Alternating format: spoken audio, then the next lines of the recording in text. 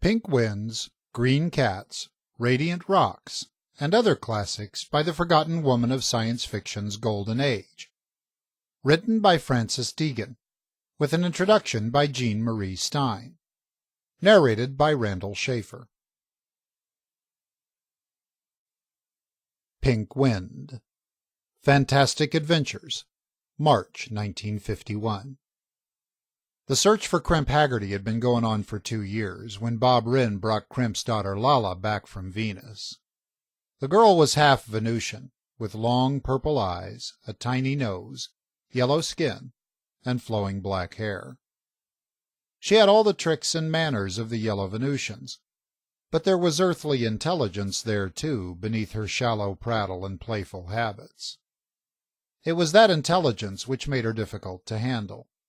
Besides which, she'd inherited her father's gift for plain and fancy lying. Wren was convinced she was Haggerty's daughter, and if anybody could identify the old reprobate, Lala was that person. He had a hunch he knew where to look next for Haggerty. The intelligence department had followed leads which took them far and wide throughout the solar system, and added nothing good to Haggerty's reputation. The one place they had not looked was right under their noses, in the settlements around Central Spaceport on Earth. If Haggerty had managed to slip through quarantine with faked papers, he wouldn't find it so easy to slip out again. Regulations had tightened considerably since his last known visit to Earth some 10 years before. Although Crimp Haggerty was featured prominently on all wanted lists, the local police had never found the slightest hint of his presence. Wren took Lala with him when he went to make his preliminary report, but the chief was not amused. Lala ran to his desk, leaned far over, and spit at him. "Liar!" she shrilled. "You are not my father." Wren grabbed her and gave her a hard spank. She backed away, rubbing the place and smiling venomously. "This man is the chief," Wren said. "You've offended him, and now you've offended me. Nobody said he was your father. Now you'll be punished hard." "Liar," she said softly, and licked her lips. "You've spoiled her," the chief accused grimly. "Not I. She was like that when I caught her. She's Haggerty's daughter, and she's going to help me find him." "Where?" "Right here, I hope. He left Venus 3 years ago, bound for Mars on the Centillion, which was on the Triplanet run at the time. I think he left the ship here when she was laid up for repairs instead of completing the round trip. I couldn't find any evidence of his return to Venus." "What does she say?" the chief snapped. "She keeps changing her story. She's inherited her father's tendency to prevaricate, with frills."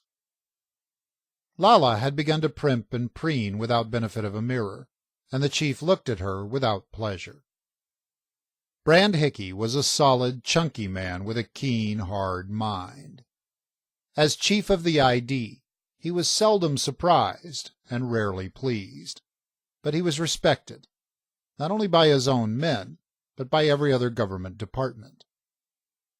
"Maybe she's not even his daughter," he growled, and shot a suspicious glance at Wren. "I checked that," Wren said stiffly. "And I also found more samples of the X metal in the hut where she was living.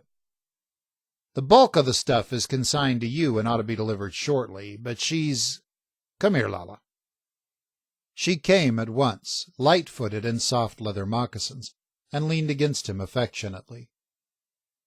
He lifted a silky black cord of braided hair over her head, and she wailed and tried to scratch him.